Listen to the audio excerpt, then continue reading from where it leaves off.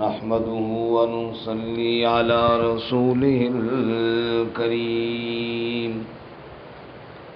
أما بعد فأعوذ بالله من الشيطان الرجيم بسم الله الرحمن الرحيم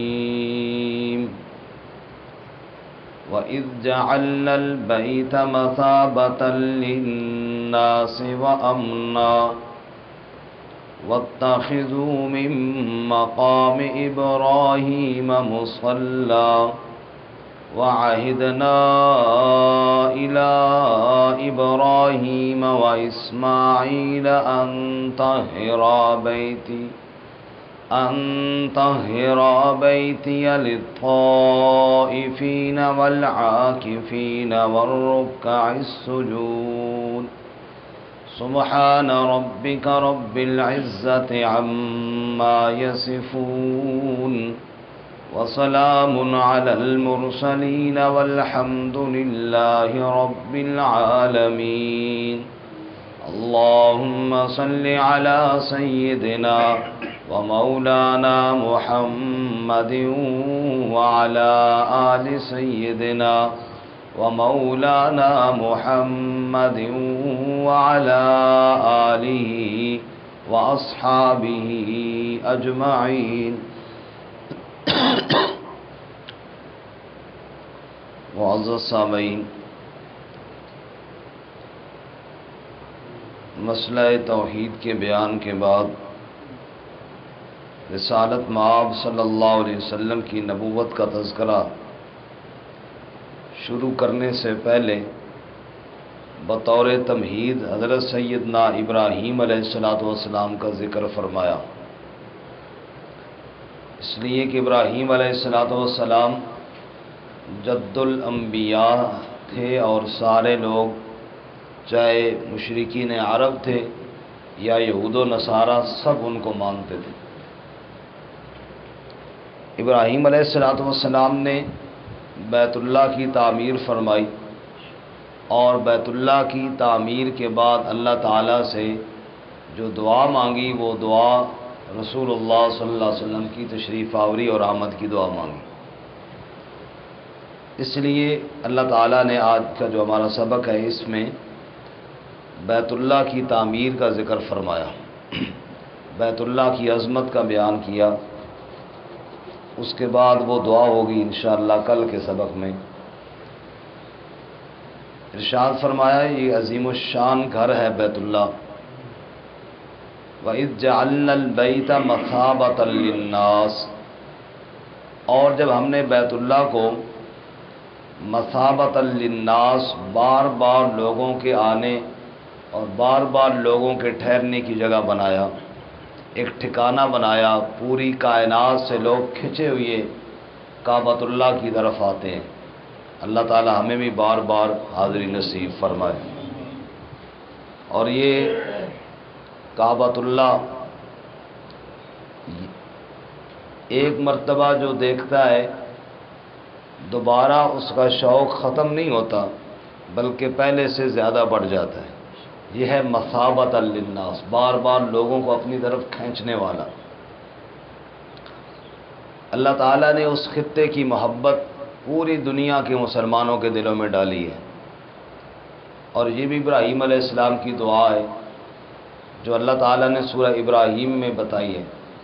ابراہیم علیہ السلام جب اپنی اہلیہ اماں جی ہاجرہ علیہ السلام اور اپنے بیٹے حضرت اسماعیل علیہ السلام کو وہاں چھوڑ کر گئے تو دعا مانگی فَاجْعَلْ أَفْئِدَةً مِّنَ النَّاسِ تَهْوِي إِلَيْهِمْ، اے اللہ لوگوں کے دلوں کو اس جگہ کی طرف مائل کر دے۔ تو اللہ تعالیٰ نے ایسا مائل کیا کہ آج تک وہاں رش بھی لگا ہوا ہے، اور جو باقی دنیا میں انسان مسلمان خصوصاً رہتے ہیں وہ تڑپتے بھی ہیں وہاں جانے کے لیے۔ کاش ہماری باری بھی آ جائے اور اللہ ہمیں بھی وہاں حاضری نصیب فرمائے۔ فرمایا وَإِذْ جَعَلْنَا الْبَيْتَ، اور جب ہم نے بیت اللہ کو بنایا مثابۃ للناس، لوگوں کے لیے ٹھکانہ، لوگوں کے بار بار آنے کی جگہ، بار بار زیارت کرنے کی جگہ، وَأَمْنًا اور امن کی جگہ بنایا۔ آپ دیکھ لیجئے ارکان اسلام 5 ہیں، نماز، کلمہ طیبہ تو عقیدے کی بات ہو گئی، نماز، روزہ اور زکوٰۃ اور حج، یہ جو 4 اعمال ہیں۔ نماز میں کوئی رکاوٹ نہیں ہے، ہر بندہ پڑھ سکتا ہے، لیکن سستی ہوتی ہے نا۔ روزے میں ہر بندہ رکھ سکتا ہے معذور کے علاوہ، لیکن پھر بھی اسی طرح زکوٰۃ اکثر لوگ نہیں دیتے۔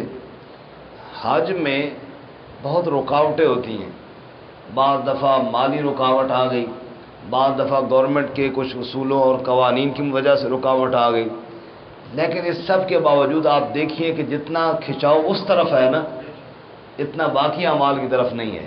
یہ ابراہیم خلیل اللہ کی دعا ہے کہ اے اللہ لوگوں کو کھینچ دے اس گھر کی طرف، اور اس خطے کے اندر، اس خطے کی محبت لوگوں کے دلوں میں یا اللہ ڈال دے۔ اللہ تعالیٰ ہمیں نصیب فرمائے۔ اور ایک اور بات بھی کہ حج ہوتا ہے مکہ میں ہوتا ہے یا مدینہ میں؟ سارے نہیں بولتے، مکہ میں ہوتا ہے نا، لیکن مکہ کی بنسبت مدینہ کا شوق زیادہ ہے۔ ادھر آگے آ جاؤ، یہ آگے جگہ موجود ہے۔ مکہ کی بنسبت یہ کیوں ہے؟ مثال کے طور پہ آپ حاجی صاحب حج کے لیے جا رہے ہیں، پوچھو جی کہاں جا رہے ہو؟ مدینے جا رہے ہیں جی۔ بھائی حج تو مدینہ میں ہوتا ہی نہیں ہے، حج تو ہوتا مکہ۔ مکہ کا نام کیوں نہیں لیتے ہو؟ یہ کیوں نہیں کہتے ہو کہ مکہ جا رہے ہیں؟ کئی لوگوں سے آپ نے سنا ہوگا بس جی ہم بھی مدینے جا رہے ہیں۔ اس کے اندر بھی رسول اللہ صلی اللہ علیہ وسلم کی دعا ہے۔ آپ صلی اللہ علیہ وسلم جب مدینہ منورہ تشریف لے گئے تو صحابہ کرام بیمار ہونا شروع ہوئے اور صحابہ کرام کو مکہ کی یاد ستانے لگی، تو آپ صلی اللہ علیہ وسلم نے دعا مانگی، اللہم حبب الینا المدینہ کما حببت الینا مکہ او اشد منا۔ اے اللہ جس طرح مکہ کی محبت ہمارے دلوں میں ڈالی ہے نا، اے اللہ اس طرح مدینہ کی محبت بھی ڈال، او اشد منہا، بلکہ یا اللہ مدینہ کی محبت مکہ سے بھی بڑھ کے ڈال۔ وہ اللہ نے ایسی بڑھ کے ڈالی ہے کہ آج بھی نام زبان پہ آتا ہے تو مکہ کی بجائے پہلے مدینہ کا نام ہی آتا ہے۔ سبحان اللہ، اللہ کے نیک بندوں کی دعاؤں کے کیسے اثرات آج بھی نظر آ رہے ہیں۔ سبحان اللہ۔ فرمایا وَإِذْ جَعَلْنَا الْبَيْتَ مَثَابَةً لِلنَّاسِ وَأَمْنًا، اور جب ہم نے بیت اللہ کو لوگوں کے بار بار آنے کی جگہ بنایا اور امن کی جگہ بنایا، وَاتَّخِذُوا مِن مَّقَامِ إِبْرَاهِيمَ مُصَلًّى، پھر ہم نے حکم دیا مقام ابراہیم کو جائے نماز بناؤ، مصلی نماز کی جگہ۔ مقام ابراہیم وہ پتھر ہے جس پر کھڑے ہو کر ابراہیم علیہ السلام بیت اللہ کی تعمیر فرماتے رہے۔ لوگ اس پتھر کو بڑے شوق سے دیکھتے تھے۔ حضرت سیدنا عمر فاروق رضی اللہ تعالیٰ عنہ عرض کیا، یا رسول اللہ یہ لوگ اس پتھر کو بڑا شوق سے دیکھتے ہیں اور مجھے خطرہ یہ ہے، ٹینشن یہ ہے کہ کہیں پھر پتھروں کی پوجا نہ شروع ہو جائے۔ اور عمر رضی اللہ تعالیٰ عنہ کا خیال غلط نہیں تھا، آج بھی تو انہوں نے شیشے کے اندر بند کر دی ہے، لیکن ماشاءاللہ ہمارے پاکستانی بھائی جب جاتے ہیں، ہماری پاکستانی بہنیں جب جاتی ہیں، پتھر تو اندر ہے لیکن اوپر شیشے چمی دے کے آ جانا بھائی، چلو کچھ نہ کچھ تو ہو سی نا جناب۔ وہ شیشے کو چومتے نہیں چومتے، وہ بالکل بعد منع کرتے ہو، یہ پتھر کو چومنا بھی جائز نہیں، وہ حجر اسود ہے جس کو بوسہ دینا سنت ہے، ہر پتھر کو بوسہ دینا تو سنت نہیں۔ اور یہ تو پتھر بھی نیچے ہے، اوپر تو شیشہ ہے، تو اتنی چھک کے آ جانے ہو۔ مقصد یہ ہے کہ وہ ایسی چومنے چاٹنے والی عادت بنی ہوئی ہے، اور اسی خطرے کو محسوس کیا تھا حضرت عمر فاروق رضی اللہ تعالیٰ عنہ نے، اور انہوں نے عرض کیا یا رسول اللہ یہاں لوگوں کو کہیں نماز پڑھے تاکہ اللہ کی عبادت ہو، پتہ چلے ہم پتھروں کی پوجا کرنے والے نہیں، کس کی پوجا کرنے والے ہیں۔ سبحان اللہ، عمر کی بھی کیا بات ہے۔ بیت اللہ کا طواف کرتے ہوئے جب حجر اسود کو چومنے لگے نا تو وہاں بھی رک گئے تھے، اور رک کر کے کہتے ہیں واللہ اعلم انک حجر لا تنفع ولا تضر، اللہ کی قسم میں جانتا ہوں اے حجر اسود تو ایک پتھر ہے، تو میرے نفع کا مالک بھی نہیں، تو میرے نقصان کا مالک بھی نہیں۔ لولا رأیت رسول اللہ یقبلک ما قبلتک، اگر اللہ کے نبی تجھے بوسہ نہ دیتے تو عمر کبھی بوسہ نہ دیتا۔ بوسہ نبی کی سنت سمجھ کے دے رہا ہوں، باقی نفع نقصان کا مالک تو نہیں، نفع نقصان کا مالک کون ہے؟ سبحان اللہ۔ ہمارے سادے نوجوان انگوٹھی میں جی اے وہ پتھر ہے، ایک کول ہوئے تو جناب مسئلہ کوئی نہیں ہونا، پریشانیاں حل ہو جانیاں۔ کہیں سے پتھر لایا، اس پتھر کے اوپر یقین رکھ کے بیٹھو، پریشانیاں حل ہو جاتی ہیں۔ عمر فاروق حجر اسود کو بھی کہہ رہا ہے تو پریشانیاں حل کرنے والا نہیں، پریشانیاں حل کرنے والا کون ہے؟ سبحان اللہ۔ اللہ فرماتے ہیں وَاتَّخِذُوا مِن مَّقَامِ إِبْرَاهِيمَ مُصَلًّى، میرے محبوب جو رائے آپ کے دوست فاروق اعظم نے دی ہے، میں اللہ بھی اسی کی تائید میں قرآن نازل کرتا ہوں، جو بھی میرے کعبے کا طواف کرے، جب طواف سے فارغ ہو مقام ابراہیم پر جائے تو سجدہ کرے، نماز پڑھے۔ یہ نماز ائمہ فرماتے ہیں نفل ہے، امام ابو حنیفہ رحمۃ اللہ علیہ فرماتے ہیں واجب ہے، لازم ہے، کیونکہ اللہ جو حکم دے رہا ہے یہ کام کرو، تو جو کام اللہ نے حکم دیا ہے وہ کرنا کیا ہے؟ وَعَهِدْنَا إِلَىٰ إِبْرَاهِيمَ وَإِسْمَاعِيلَ أَن طَهِّرَا بَيْتِي، اور ہم نے ابراہیم کو بھی حکم دیا، اسماعیل علیہ السلام کو بھی حکم دیا، ان طَهِّرَا بَيْتِي، کہ میرے گھر کو پاک کرو، لِلطَّائِفِينَ وَالْعَاكِفِينَ وَالرُّكَّعِ السُّجُودِ، طواف کرنے والوں کے لیے اور اعتکاف بیٹھنے والوں کے لیے اور رکوع سجدہ کرنے والوں کے لیے۔ معلوم ہوا اللہ کے گھروں کو، مساجد کو آپ پاک رکھنا، صاف رکھنا، یہ کوئی معمولی کام نہیں، بڑا اونچا کام ہے۔ اللہ نے اپنے دو نبیوں کو حکم دیا ہے کہ میرے گھر کو کیا کرو؟ پاک صاف رکھو۔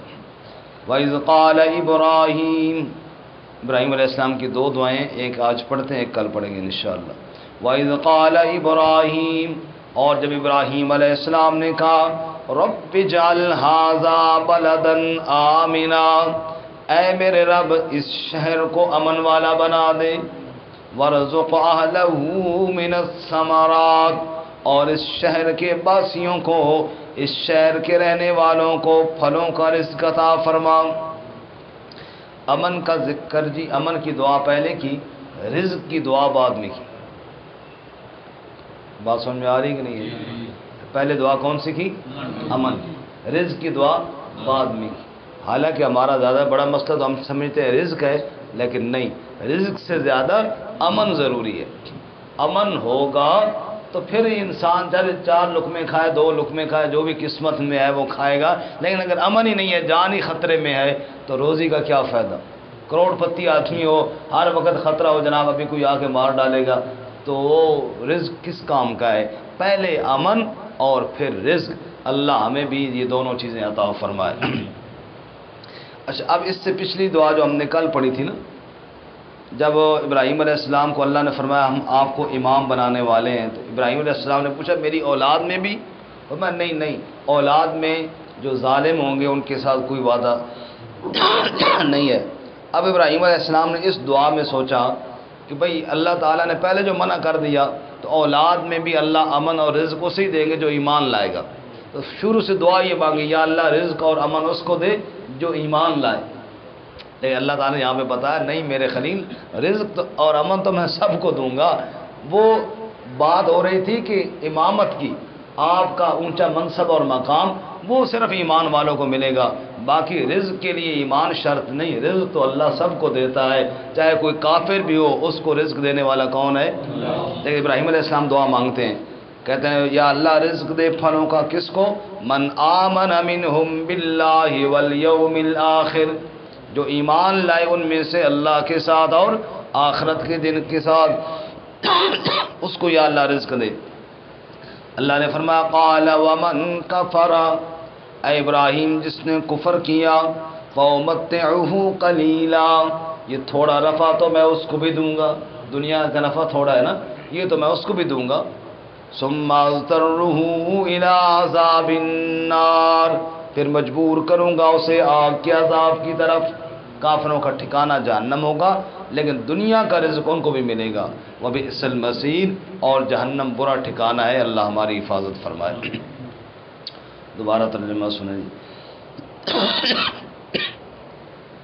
فرمایا وَإِذْ جَعَلْنَا الْبَيْتَ مَثَابَةً لِلنَّاسِ وَأَمْنًا، اور جب ہم نے بیت اللہ کو لوگوں کے بار بار آنے کی جگہ، ٹھہرنے کی جگہ بنایا اور امن کی جگہ بنایا۔ وَاتَّخِذُوا مِن مَّقَامِ إِبْرَاهِيمَ مُصَلًّى، مقام ابراہیم کو جائے نماز بناؤ۔ وَعَهِدْنَا إِلَىٰ إِبْرَاهِيمَ وَإِسْمَاعِيلَ، اور ہم نے ابراہیم اور اسماعیل علیہ السلام کو حکم دیا، ان طہرا بیتی، کہ پاک کرو میرے گھر کو، للطائفین والعاکفین والرکع السجود، طواف کرنے والوں کے لیے اور اعتکاف بیٹھنے والوں کے لیے اور رکوع سجدہ کرنے والوں کے لیے۔ وَإِذْ قَالَ إِبْرَاهِيمُ رَبِّ اجْعَلْ هَٰذَا بَلَدًا آمِنًا، اور جب ابراہیم علیہ السلام نے کہا اے میرے رب اس شہر کو امن والا بنا، وَارْزُقْ أَهْلَهُ مِنَ الثَّمَرَاتِ، اور اس شہر کے باسیوں کو پھلوں کا رزق دے، مَنْ آمَنَ مِنْهُمْ بِاللَّهِ وَالْيَوْمِ الْآخِرِ، جو ایمان لائے ان میں سے اللہ کے ساتھ اور آخرت کے دن کے ساتھ۔ قَالَ وَمَنْ كَفَرَ، اللہ نے فرمایا اور جس نے کفر کیا، فَأُمَتِّعُهُ قَلِيلًا، بس میں اسے بھی تھوڑا نفع دوں گا، ثُمَّ أَضْطَرُّهُ إِلَىٰ عَذَابِ النَّارِ، پھر اسے مجبور کروں گا آگ کے عذاب کی طرف۔ وَبِئْسَ الْمَصِيرُ، اور برا ٹھکانہ ہے وہ۔ وَآخِرُ دعوانا